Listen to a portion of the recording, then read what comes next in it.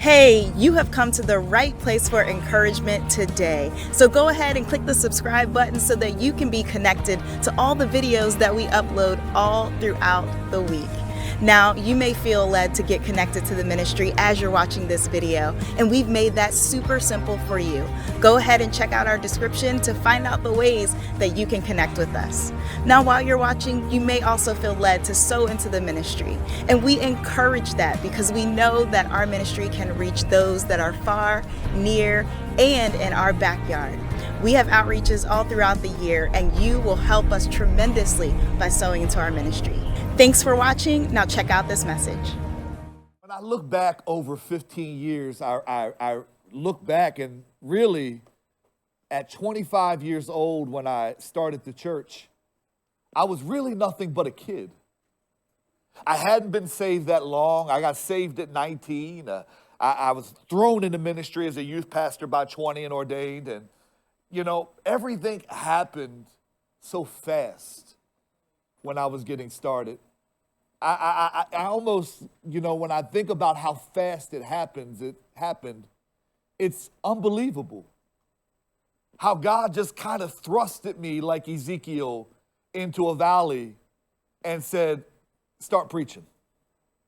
And it wasn't that I did it myself. I didn't connive and maneuver my way into rooms. It was literally once I got saved, pastors and leaders just started pulling me in and putting me places. And I always told the Lord when he got me, I said, whatever you ask me to do, I'll never say no.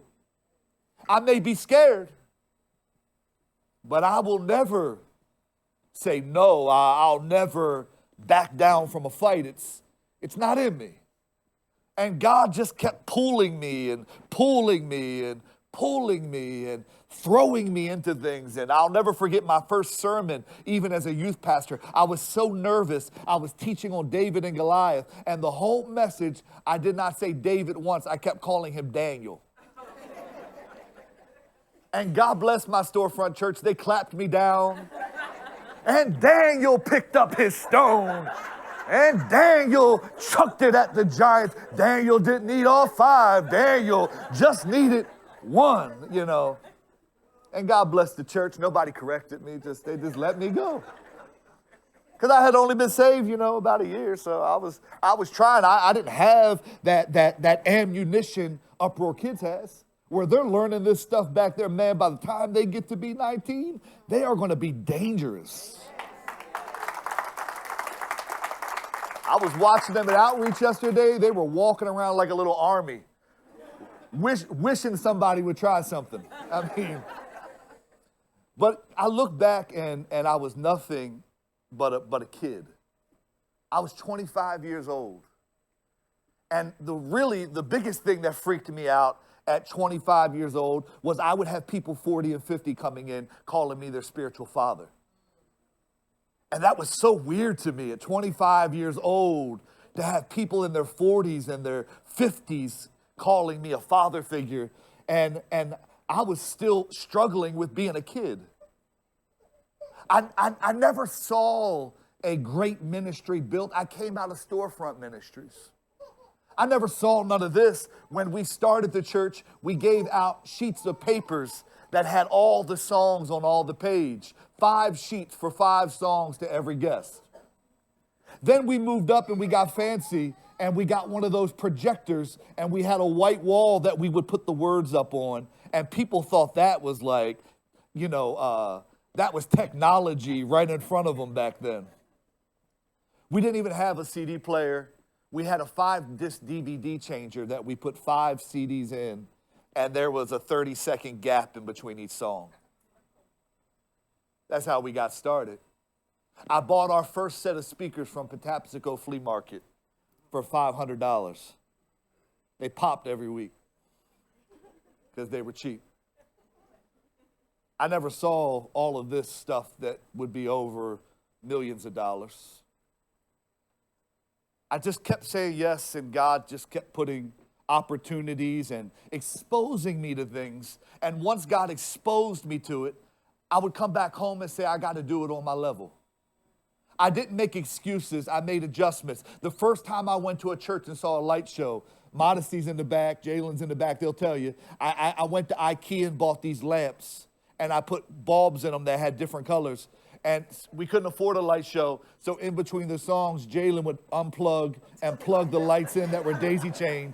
And when the beat got hot, he would start going like that. Because I was trying to mimic what I saw. It wasn't all of this. It wasn't computers back there and online equipment. It was just hunger and trying to dig and make a way out of no way. And God, man, I was always getting pulled into everything. I had a hard time saying no when I got started. I would meet with everybody. I was meeting with babies at Starbucks. Parents would say, can you meet with my baby? They're acting up in kindergarten. And I'm sitting at Starbucks giving therapy to a baby. You know, and I'll never forget, and this is why God puts good people in your life to help mentor you, help tell you what you should do, shouldn't do, what is normal, what is not normal. And I'll never forget my spiritual father coming into my life and sharing with me just a few things. It was actually like a Jethro Moses moment. I was doing so much. And here's the crazy thing. I was doing so much, but really I was getting nothing done. And if you remember, if you know your Bible, this is where Moses was. He had 1 million people that he directly answered to, and they directly answered to him. And Jethro came to Moses in Exodus 18. He said, Moses, what are you doing? This is not good. You are going to wither away and die doing all of this on your own. He said, here's what I need you to do. I need you to appoint leaders that can handle everything that does not require you.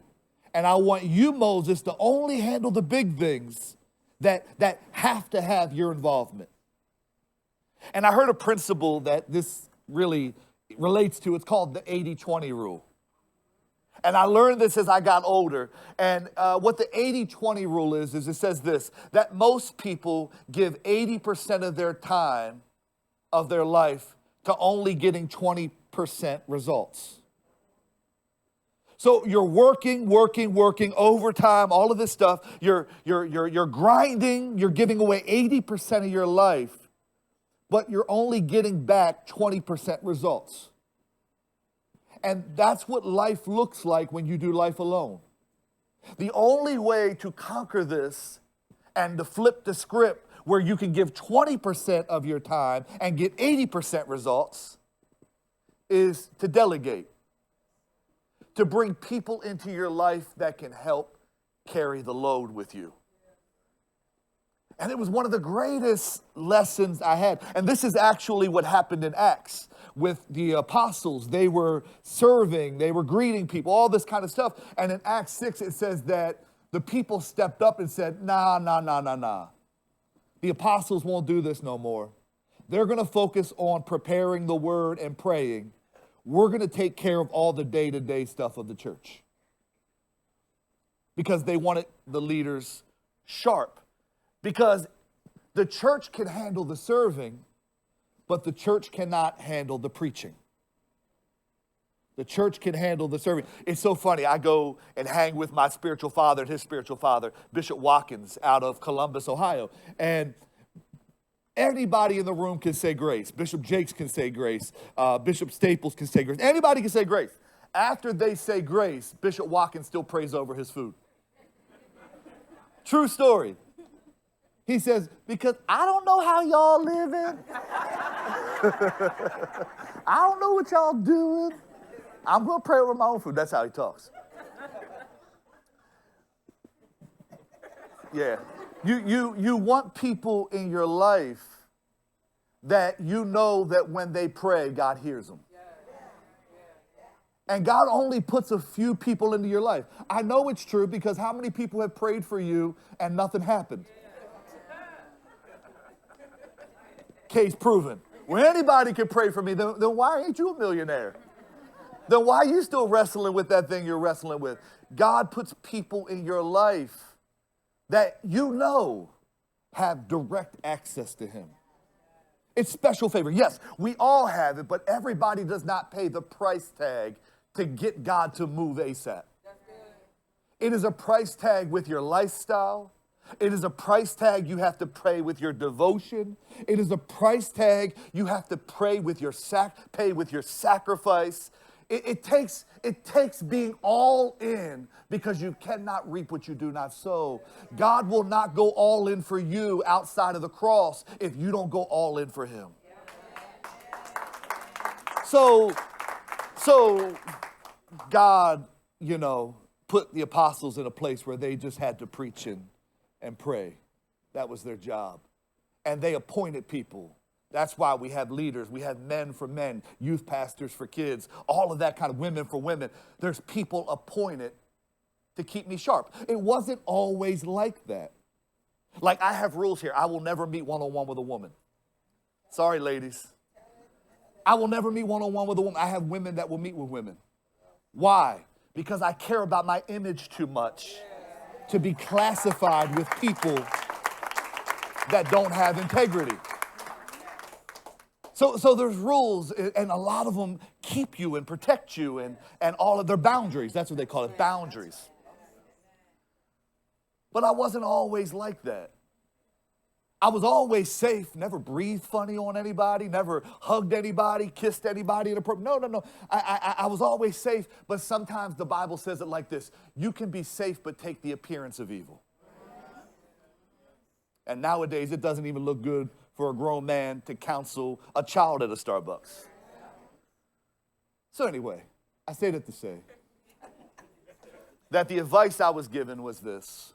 One, stop giving people you and give them Jesus.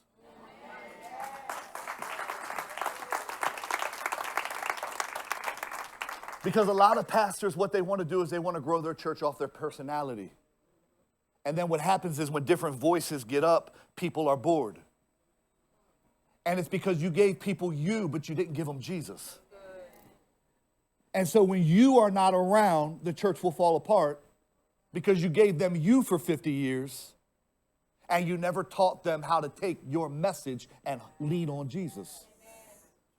So number one, he said, give the people Jesus, not you. He says, number two, know this. If you ever wonder how much people respect you, you will know how much people respect you by what they bring to you.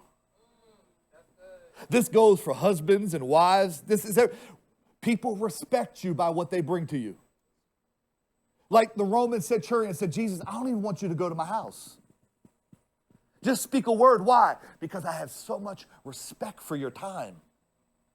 So you know how much people respect you by what they bring to you. Why would you bring something so little to me when you could do that yourself? And the same thing goes for you. It keeps you in line with that 80-20 rule. And number three, when people bypass your systems, they are showing that they don't care about you. What these systems do is they keep you in a place where you can become the highest version of yourself.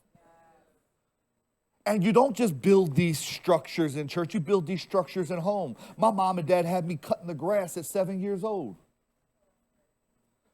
7 years old, my mom wouldn't be out there doing it. 7 years old, my mom had 3 jobs. She was a nurse in the day. She cleaned 2 doctor's offices at night. We didn't get home till 10, 11 o'clock. I didn't get to live in the house and not help her clean 5 nights a week.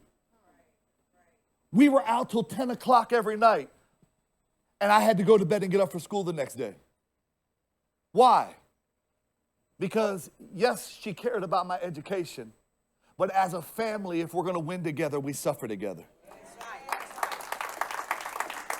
Everybody has a responsibility.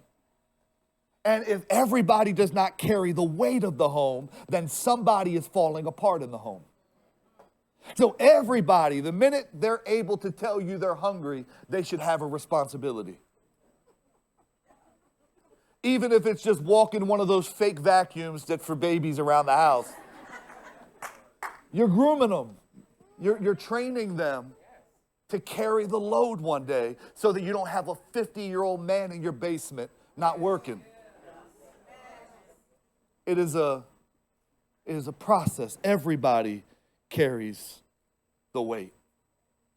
But like I said, when you bring little things to great people, it is a form of disrespect. And the same thing applies to God. God gets insulted by little. Little. Because he's great. He's able to do exceeding and abundantly above all that we may ask or think. When we bring little things to God, it is an insult to God. I'm not saying your cares, your burdens, your pains, they are not little things to God. He hurts with you no matter what you heard about God hurts with you. I'm talking about when you're praying for things like, Lord, just help us get through the week. And you're asking a God to help you get through the week who could get you all the money in every bank in the world.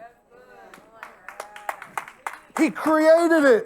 All things were made by him and through him. If he made all things, why can't he get all things to you? You're asking him for a little bit of strength to get out of bed today. And he could heal your whole body so that you never hurt again. It's little things that we bring to God. And you'd be amazed that when people start to see God as big, their whole vocabulary starts to change. They start to say things like, through Christ, I can do all things. They start to say things like, my God shall supply all of mine and your needs. They start to say things like, if Christ is for me, who could be against me? If he spared not his own son, how shall he not with him freely give me all things? Man, I am more than a conqueror. People that see God as big, talk big about him. And as you talk big about God, what you are showing God is that your capacity is growing. God always looks for capacity. There has never been anything that God created that God did not fill. He created the earth. He filled the air. He filled the sea. He filled the land. He told Noah to build a boat. He filled it. He created Adam and filled him with the breath of life. He told Moses to build the tabernacle. He filled it with his glory. Solomon to build the temple. He filled that with the glory too.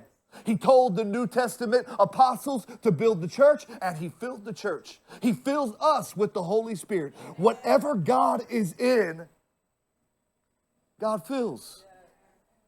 So if you bring a thimble to the ocean, guess what you're going to leave with? A thimble's worth of water. If you bring a teacup to the ocean, what are you going to leave the ocean with? If you bring a bowl to the ocean, what are you leaving the ocean with?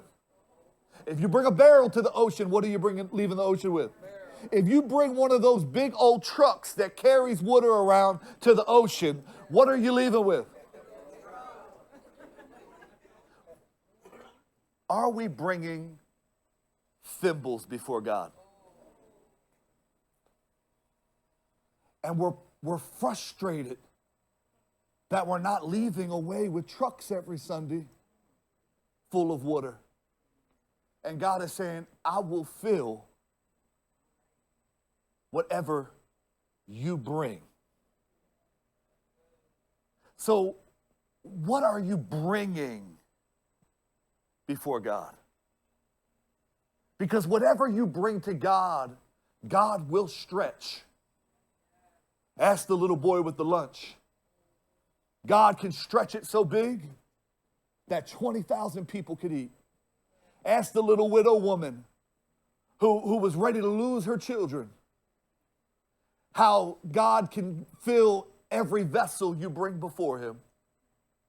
Or the woman with the meal who was ready to starve and die, and she gave it to the prophet. And it was stretched so big that she had more than enough to get through the famine. God is big.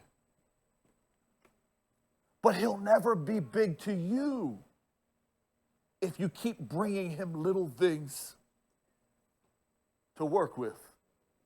Say, my God is big. Say, my God is big.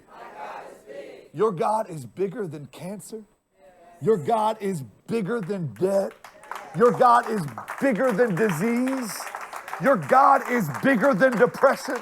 Your God is bigger than divorce. Your God is bigger than heartbreak. Your God is bigger than your addiction. Say, my God is big. God is so big that he can move the unmovable in your life. God is so big that he can push the unpushable in your life. God is so big that he can remove the unremovable in your life. Say, my God is big. God is big, but what are we bringing for him to show how big he is to us through? In our text today, Israel has begun to see God as small. I know they see God as small because they are not even serving him anymore. They're not thinking about him anymore. And I get it, because the leader always reproduces to the people underneath of them. If I go to a church and I meet about 50% of the people, I don't ever need to meet the pastor. I've already met the pastor. Because whoever the leader is, that reproduces. If the leader hugs, the church hugs. If the church is cliquish, it's because the leader is cliquish. If the church does outreach, it's because the pastor loves outreach. Whatever the spirit of the pastor is, that is what will reproduce. If the pastor's a freak, the church will be.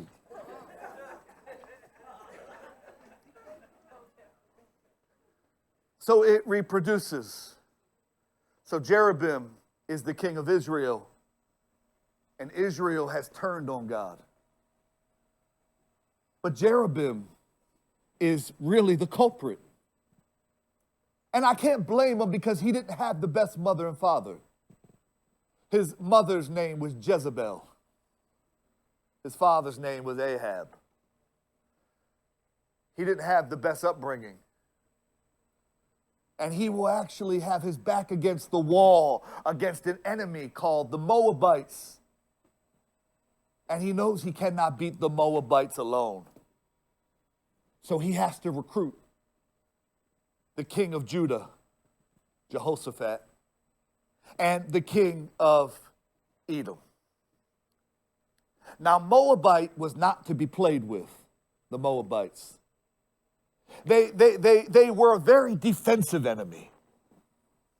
I don't know how many have watched boxing before, but one of my favorite boxers growing up, he was not flashy, he was not loud. His name was Winky Wright. And Winky Wright, the reason I liked him is because he was so defensive. He could literally move around the ring, sit on the ropes, and you couldn't even hit him. Kind of like Floyd Mayweather. Very defensive. Not offensive where they keep coming at you, but defensive. They were very defensive. They knew how to defend what was theirs. They were also the type of people that would hit and run. There's nothing worse than a hit and run enemy. They don't care one way or the other. They just hit you when you least expect it and then leave you when you're vulnerable. I think a few people in here have some hit and run enemies. And the other thing about them is they were very emotional. They were so emotional, as we will see, that when they would start to lose, they would do drastic things. Emotional people always do drastic things. They always do things they wish they could take back. For instance, when they would lose in the battle we're going to talk about, the king would kill his successor. That's how emotional they got. And so the king of Israel would recruit the king of Judah and the king of Edom and say, we need to go out and fight. Will you all help me? And these three kings represent three different types of people.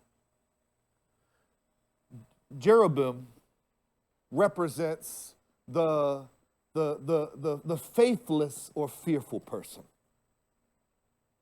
And I think all three of these are in the room right now.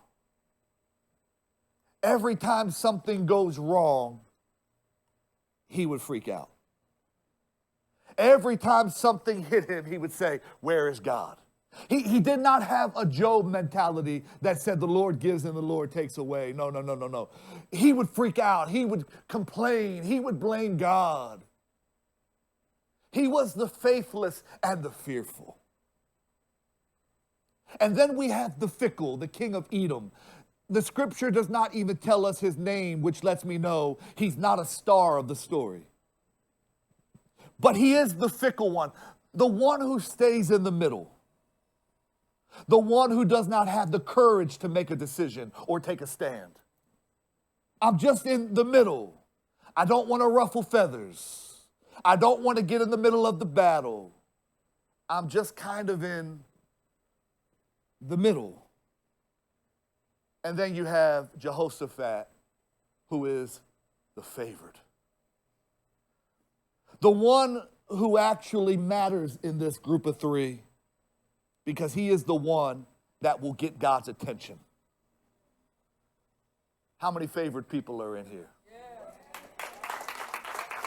That's where I want to stay, the favored people. With that, I want to give a shout out to the Hardy family. They came in for their family reunion. I think we got some Hardys over here too. But welcome. The favored. And these three will rally together because they have a common enemy. On a normal basis, these three would never hang out. But you'd be amazed what a common enemy will do.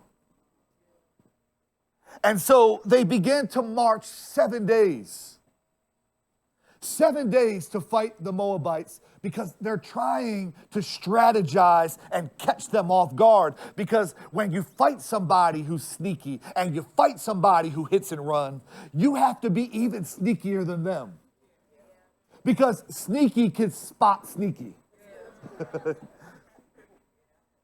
And so they began this 7-day march. And it says that the water ran out. And water in the desert is not something you want to run out of. They were marching to fight the enemy, and the water ran out. I wonder today how many people have experienced their water running out. The water in the marriage, the water with the family, the water with your career. It says that the water just ran out. And now they're thirsty. And they're tired. And it got so bad that the king of Israel, the faithless, the fearful, said, the Lord has called these three kings together to deliver them to the hand of Moab. Look at how fast his emotions have turned. He went from marching to fight God's battle to now blaming God for being against him. And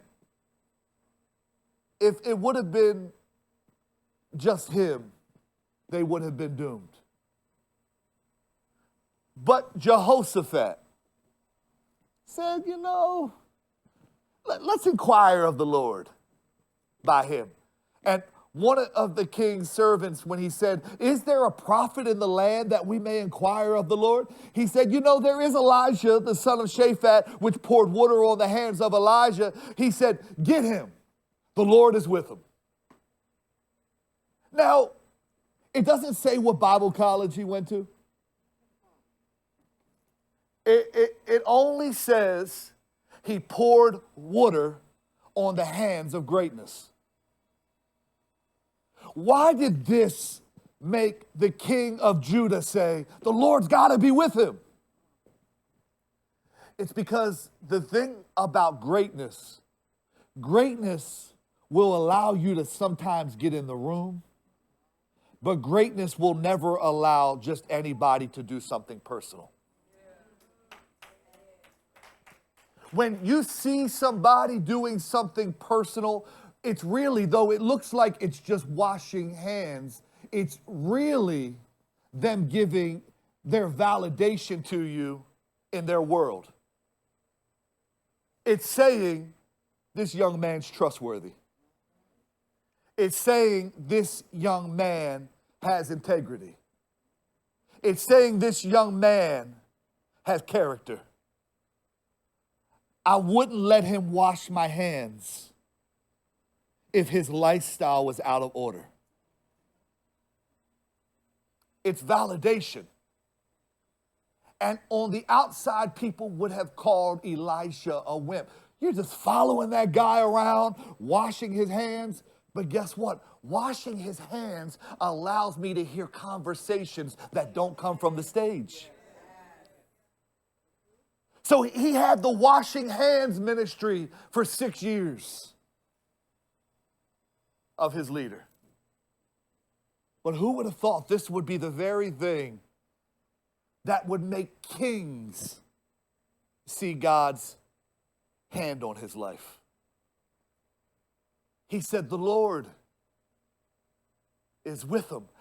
We talked about Elijah and Elijah a few weeks ago and how for 6 years he rejected the young man. For 6 years, he pushed the young man away. For 6 years, it almost looked like he didn't care about him, though he did. But isn't it crazy how some things your parents taught you don't make sense till after they're gone? Because what he saw as rejection would actually be the very thing concerning his destiny that was reward. It was not him following the man of God around. It was him washing the hands that made them say the Lord is with him. So they begin the journey down to where Elisha is. And this is where it gets good. Say, my God is big. Say, I'm digging for more. They begin the journey down to where Elijah is. And Elijah said to the king of Israel, what do I have to do with you, dude? Leave. Go back to the other prophets you serve and the gods you serve. See, what I forgot to tell you about the king of Israel is it wasn't that he would talk bad about God. He would just only worship God when it was convenient. He was what I call a Sunday Christian. It was when it was convenient, but it was not a lifestyle. So what the prophet is saying to him is, go back to the things you run to Monday through Saturday. If you don't run to God Monday through Saturday, stop asking him to move on Sunday. That's what he's saying. What do I have to do with you? Go back to the prophets of your father and your mother. And now this is where it's really good, because he still got a bad spot in his heart for Jezebel and Ahaz. Because remember, they're the reason, Jezebel in particular, but her husband was to blame too, because he was the weak man that just shut up and let her do all the talking. Ain't none of you brothers in here. So, they were both guilty, but Elisha still has a soft spot because they're the ones that made his leader get suicidal. Remember, it was Jezebel who said, this time tomorrow you will be dead. And he went into a spiral he could not recover from. He had to be replaced because of this woman. He could not shake what she did to him. And here's the thing about loyalty. When you're really loyal to somebody, if you don't like the parents, I don't want to be around the kids. I don't want to be around the cat. Don't put the dog in front of me. I will field goal kick it. Because when you're really loyal to somebody, anybody tied to somebody that has hurt them, by nature becomes your enemy. How you call me your leader, Judas, but then you go around and hang out with, chill with, get your hair cut with my enemies. So Elijah's like, I don't want to mess with you. And if it was not for Jehoshaphat, I wouldn't even deal with you. But let me pause for a minute and talk about Jehoshaphat. We have the king of Edom, we have the king of Israel, and we have Jehoshaphat. If it was not for Jehoshaphat, they all would have died. If it was not for Jehoshaphat, they would have lost the battle. To every Jehoshaphat in here, this is the reason the enemy hits you so hard. He is hitting you so hard because he knows that if I can take you out, I can cause everybody connected to you to lose. This is why your life has been so hard. This is why things have gone in ways you never could have imagined. This is why some seasons you have cried more than you smiled, because you are the person that God is trying to use to bless your children, bless your family. You are the person that God is trying to use to change communities, to change cultures. Say, I'm the one. This is why the enemy has tried to hit you since you were a child. He knew there was something about you that when God got a hold of you, people would be changed. People would be blessed. People would be healed. People would be cured. People would be restored because of your walk, because of your faithfulness, because of your calling, because of you saying yes to the will of God for your life. Say, I'm the one. Jehoshaphat is the one. And the prophet says, if it wasn't for him, I wouldn't even talk to you right now. There are seasons in my life with God where I know that I've been in a bad place with God. But I'm so grateful that I'm smart enough and I have the instincts in those seasons to identify the one in my life that still has connection to God. Who is the one in your life that you know without a shadow of a doubt has connection with God? But Jehoshaphat was there. And at this point in his life, he is really all in for God. Notice I said at this point. He is all in for God. This is why I call him the favorite. He knew when the water ran out to turn to the God who controls the water. See, faithless and fearful people freak out, not realizing that if the water is off, your God is the one that controls the valve. I remember when I was in Abuja, Nigeria. Any Nigerians in the house?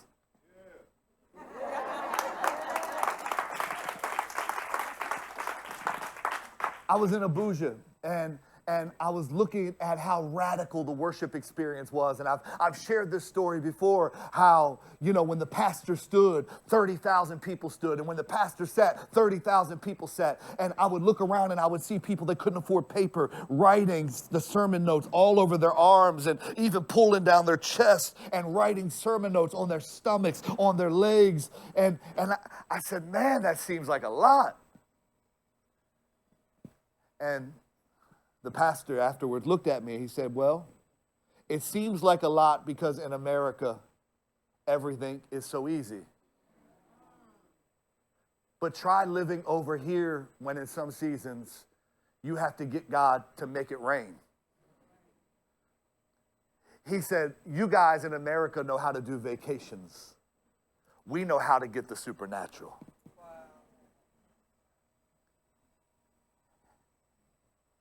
Elijah is trying to put them in a place where they get the supernatural. But it takes somebody that is all in and wants to see a move of God. Do you want to do church? Or do you want to see a move of God?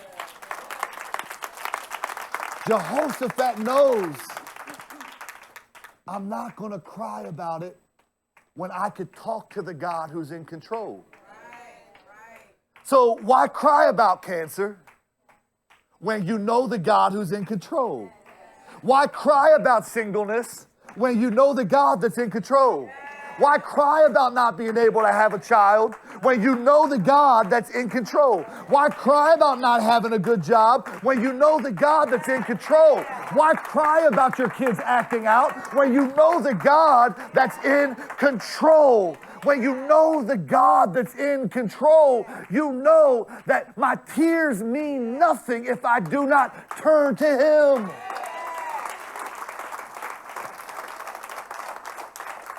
Jehoshaphat knew that if the water's running out, I know to turn to the one who can make it rain. So they go to the prophet, and the prophet gives the strangest orders. I didn't understand it at first. He says, shut up. He says, just shut up for a minute. He says, I need some music. He says, I need the minstrels to play.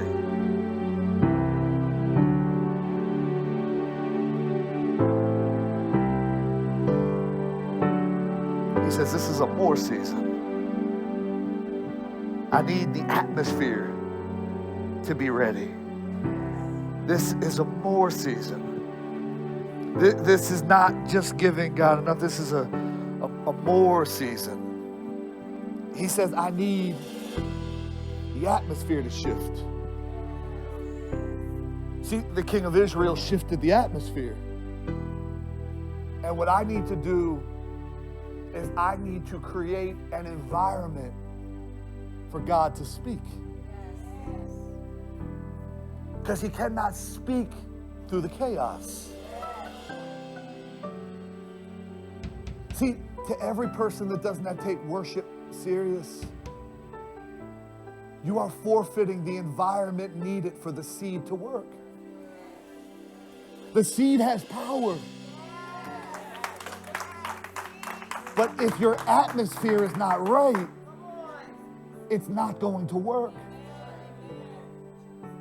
So the prophet says, bring the musician in. Let's set the atmosphere for a miracle. Let's set the atmosphere for the supernatural. And he says, here's what God is saying. Dig ditches in your valley. Dig ditches in your valley.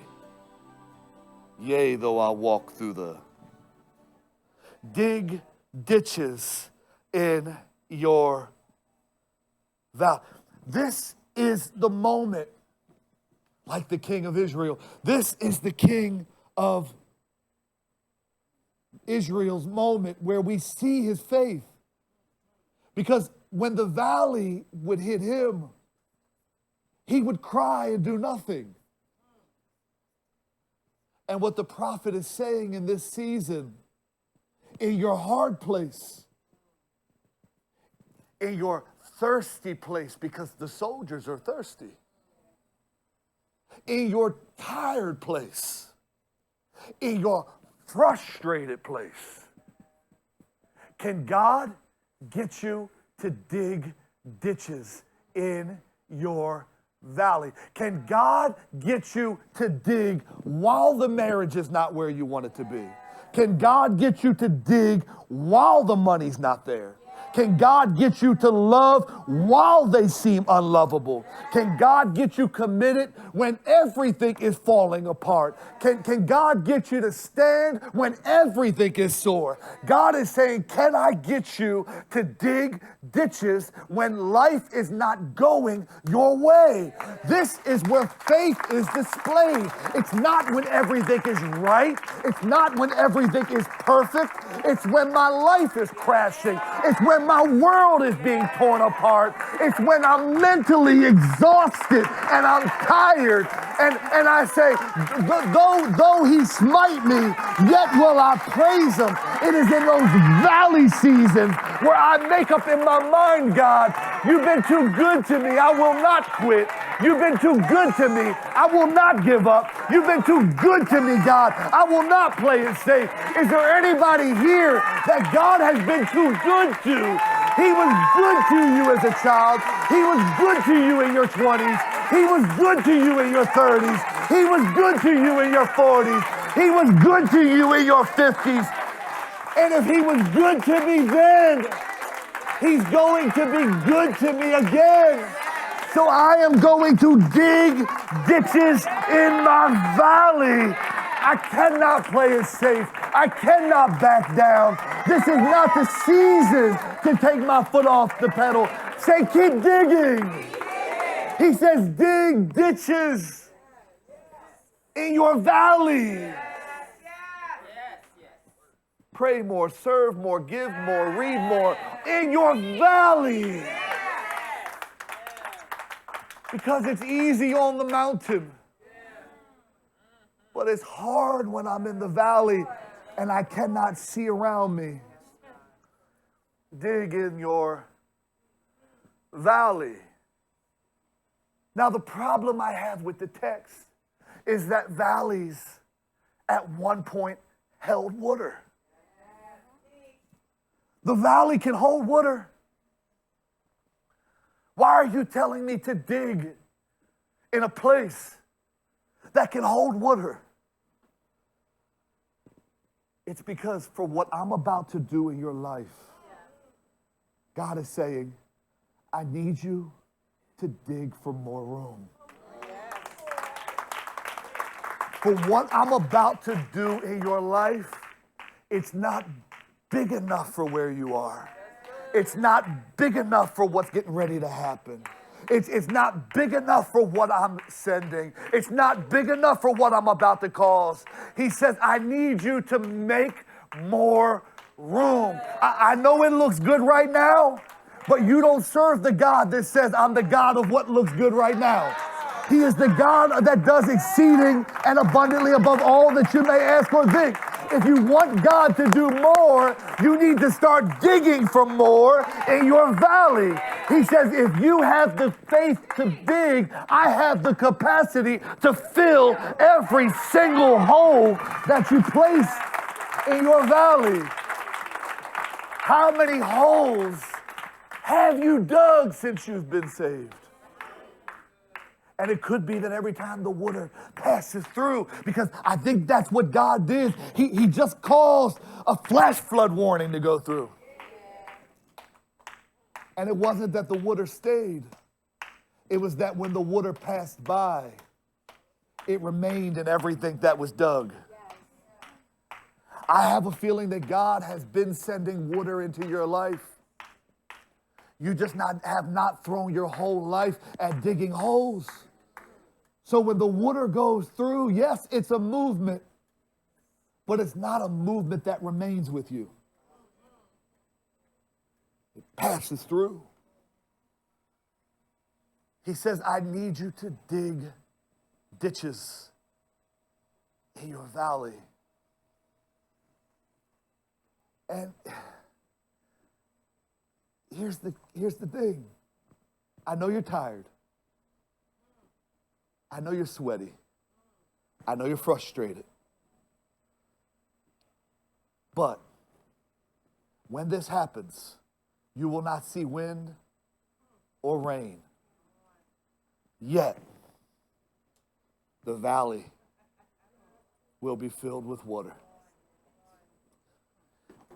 He says, you're not going to feel rain on your forehead while you're digging.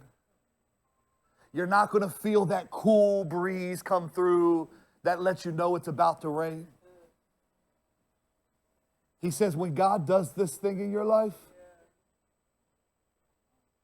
you're not going to see it coming. You don't know which day it's going to be. This is why you got to get out of bed tomorrow and give it your all. Because you're not going to see or feel it happen. Let me break it down. You're not going to see him or her coming. You're not going to see the healing coming. You're not going to see the opportunity coming. The reason God is doing it this way is because he wants to show you that we do not live by sight, we live by faith. So he says you're not going to see it coming. It's going to catch you completely off guard. That's why we've been so in the ditches lately, building our team and building our volunteers. Because we've been warned that something's coming. We've been told that the levees are going to break soon. We've been told that people are coming from the north, the south, the east, and the west. And we've been in the valley digging and digging and digging for 15 years. Digging for what's about to come and catch us completely off guard. What is God getting ready to send into your life? And my question is this: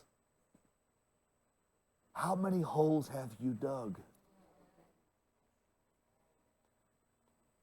Because you think you're going to have time, but there is no time. It's now.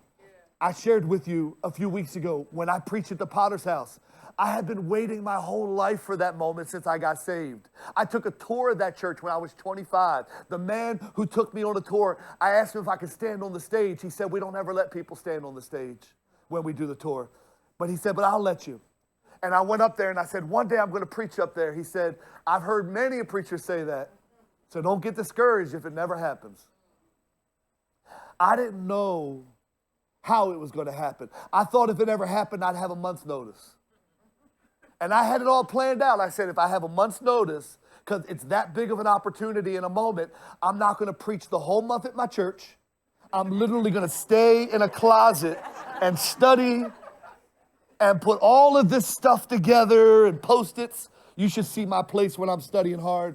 Post-its everywhere. Books all on my dining room table, commentary, logos. I have a $15,000 system with logo studyware. Oh, I'm serious. I'm that kind of nerd. And I thought I would have all this time. I thought I would feel the rain. I thought I'd feel the wind. I got a call at 7:30 on a Tuesday night to preach at 7 p.m. on a Wednesday night the next day.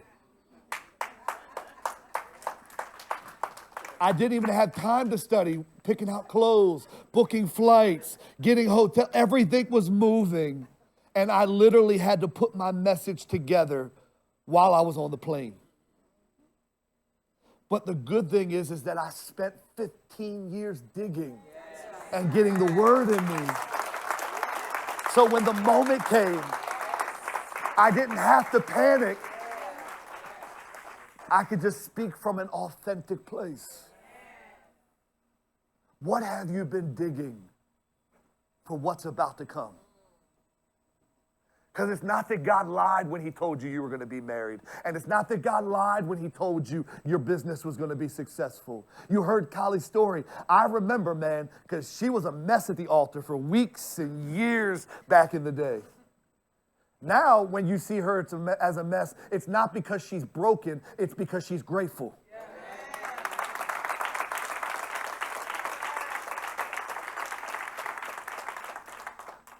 But it's the consistency of getting ready for a moment.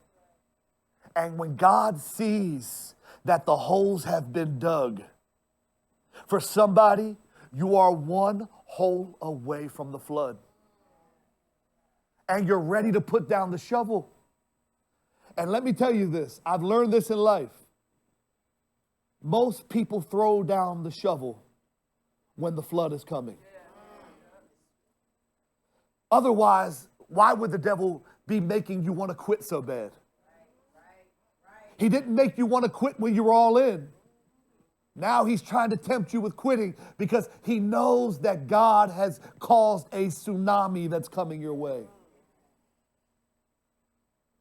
He says you're not going to see it coming. But this valley, everything that you have dug, the capacity that you have demonstrated before God, God is going to fill it. What have you given God to fill? Or when God comes through, does it just make your land damp? And I don't like damp dirt because all it does is make me muddy. But how's he going to do this? How's it going to happen? How's the man going to come into my life? How's the woman going to come into life? How's the marriage going to get restored? How's the money going to get in order? How are we going to keep the home? How are we going to keep the cars? How are we going to get the kids to college? It's so big. And look what the prophet says. This is but a light thing to the Lord. He's going to make it so wet in this valley. Your cattle, your beasts, your people. God is going to make this thing hit so hard. And this is but a light thing. Do you realize the thing that's making you want to quit, the thing that's making you faint, the thing that's making you question God? God says, I'm so big that your biggest problem is a light thing to me.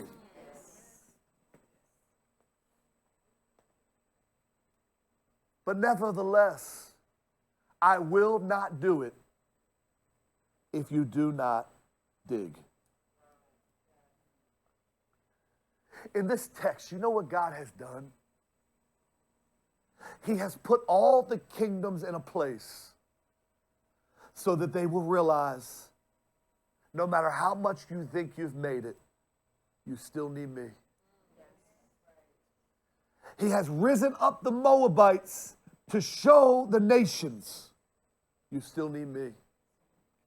And oh, you got some allegiances now, so you think you don't need me no more. Okay, I'm going to shut down the rain to show you, you still need me. Look at how God has made multiple things go wrong to show them you still need me.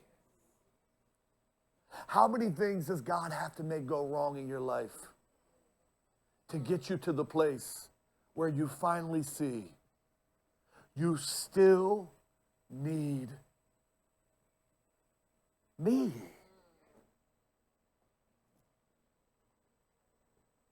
I say this before you all. I pray that the Lord completely shuts me down if I ever get to the place where I feel like I can do this without him. 15 years, I know we would not have made it without him. Like Moses in his first 40 years, I didn't realize in my first 40, the devil was going to try to do everything to kill me before I got started. I didn't realize that 1 out of every 12 people that came to my church if I had Jesus' track record at least, which is good, to be like Jesus, what would Jesus do? To be like Jesus. To be like Jesus means 1 out of every 12 people in your life is a Judas. I was just getting into this to feed communities and love people and preach. I had no idea how evil and demonic people could become. I got into this saying, Lord, I just want to build a church for you. But I had no idea God was going to use this church to build me and make me tougher and make me stronger and make me more courageous. And like Ursula said so masterfully a few weeks ago or last week with Gideon, God has a way of cutting you down to nothing to show you that you are okay with him.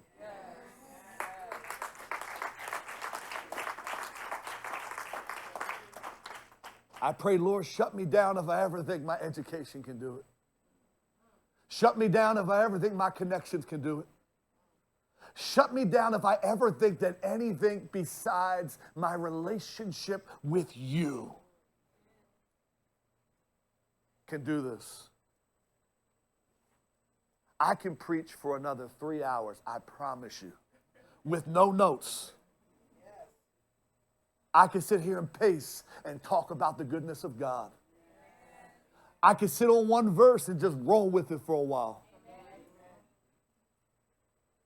Because to this day, I study like I need him. I pray like I need him. I fast like I need him. I dig like I need him. Have you gotten to the place where you look at your life and when God looks at it, he sees a life that says, you don't need me. You don't serve, you don't tithe, you don't need me. That's what he sees. You got this. You got this. And when the water comes, I hope you have enough holes to catch what I send. But if you ever want to see God really do something in your life, show him that you believe him by digging. And if you think he's only big enough to fill 3 holes, dig 3 holes. But if you think he's big enough to fill a few hundred, you need to look at what you got to work with now and pick up your shovel and start digging faster than you've ever dug before. Because when the water comes, God is saying, I am going to fill everything that you bring to the table. Whatever is not brought to the table in your valley, I will pass. Now get up, he says. Go into the land, and I want you to destroy the Moabites. You know why he could tell them to get up now? I did a mentorship call a few nights ago, and Jamel was telling me at outreach yesterday, he said the part that really jumped out to him is I was talking about the importance of refreshing when we were on the push. And the reason I hit that is because you cannot fight if you're tired. He's telling them to get up and fight now because the water has refreshed them. And when God gave me this word today, he said, this word is going to be what somebody needs to finally feel refreshed. You've been so tired. You've been so weary.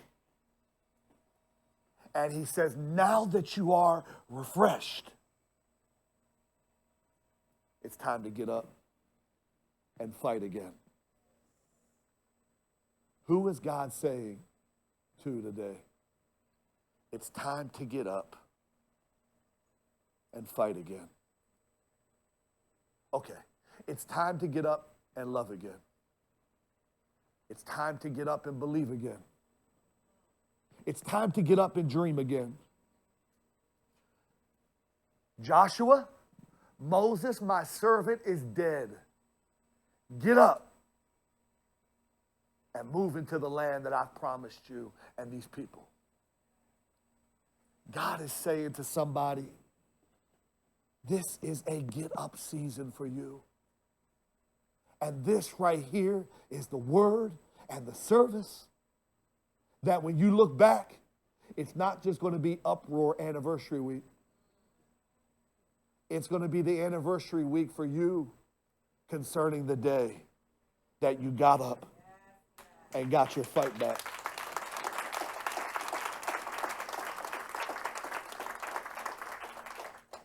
So who is God, as I bring this home, saying to today? It's time to dig for more. I need more space in this valley. And if you can dig for more, I promise you, you won't feel it coming, but I promise you, I'm going to send this flood, and you're going to see your life completely turn in front of your eyes. When I went to Israel some years back, they had this stone in the Israeli museum called the Moabite stone. It's like the Mesa stone, they call it, or something like that, but it's the Moabite stone. And it was, up until a few years ago, the only document they could find from an outside nation that mentions the house of David and the kingdom of David. And on this Moabite stone that they found far away from Israel, it talks about this particular battle with the water moving through the valley that threw them off, and Israel coming down into their camp and destroying them. It was so bad that they documented it. And here's the other twist. I shared this earlier. The king of Moab, because he was emotional and he killed his successor. Success, or a successor, is what guarantees your future success. You cannot have a successful future without a successor. So when they won this battle, the king's successor was killed. That means because they dug these holes, because God started moving for them, the Bible says it like this: the enemy you see today, you will see no more. God says, I'm not just giving you victory, but I'm destroying the enemy of your future. I'm going to make sure this thing never comes back again. I'm going to make sure you never have to worry about this hit and run stuff. I'm going to make sure that you never have to worry about this defensive stuff. I'm going to make sure that you don't have to look back over your shoulder. I'm going to make sure that you don't have to wonder if 5 years down the line you're going to stay in the same place. It says that God took out the successor. Your enemy will have no success over your future. Your enemy will have no success over your body. Your enemy will have no success over your mind. Your enemy will have no success over your heart. If God can get you to dig these holes, God says the enemy will lose all the success that he has been having over your life. Today could be the day that you tell God, I'm picking up the shovel and I'm going to start digging. I'm digging for today, and I'm digging for the victory of my future. I'm digging for tomorrow. I'm digging for my family. I'm digging for my legacy. Are there any diggers in the house?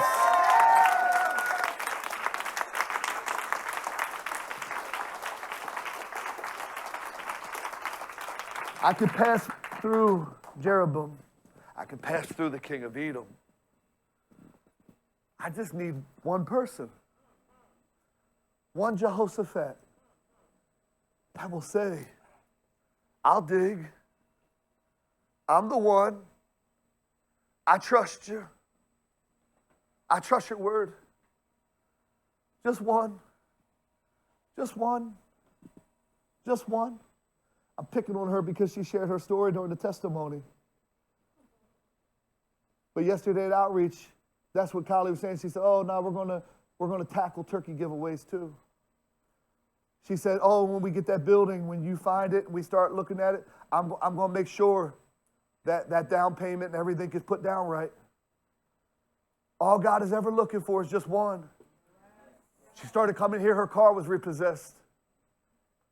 I know a little bit more of her story that I'll let her share one day. But that was actually the PG version of her story. If she could go a little bit deeper, it would make everybody in here shed a tear. Cars repossessed. And she's not lying when she talks about being rock bottom, because she was at this altar rock bottom.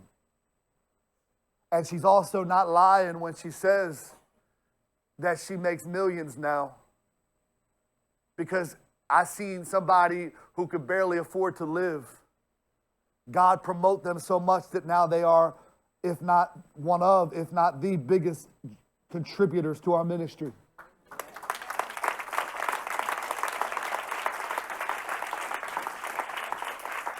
And she doesn't know I'm going to do this, but Kylie, can I get you to come here for a minute? Look at me, not them, because when she started raising money for our backpack giveaways, she gave a certain amount. She rallied multiple people in her company to give certain amounts. I'm going to give that amount today. But what was the amount that you were asking people to give? $1,500. $1,500.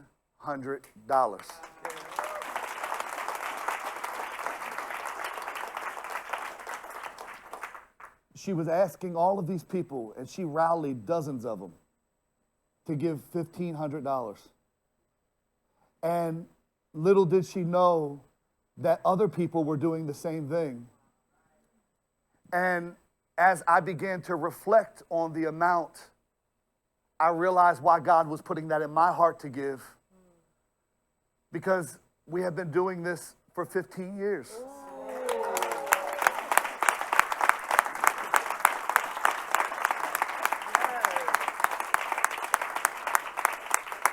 And you know what it says here is that the word came forth. Elijah gave the word. They dug the holes. And it says, you know what set off the flood? It says that right after this, it says, and they brought the offering. And when they brought the offering, behold, water came from Edom. It wasn't just the digging. God saw the sacrifice. And he said to the water, move. And here's the thing about Edom. Edom is in a desert region. Only God can make a flood come from a desert. Yes. Only God can do something so unlikely, so unpredictable.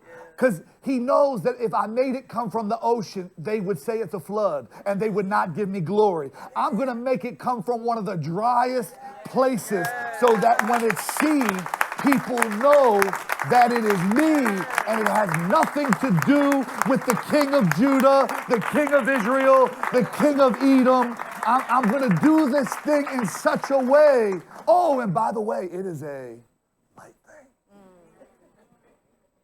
In your driest and most desert season, God is saying, I can make the flood come from there.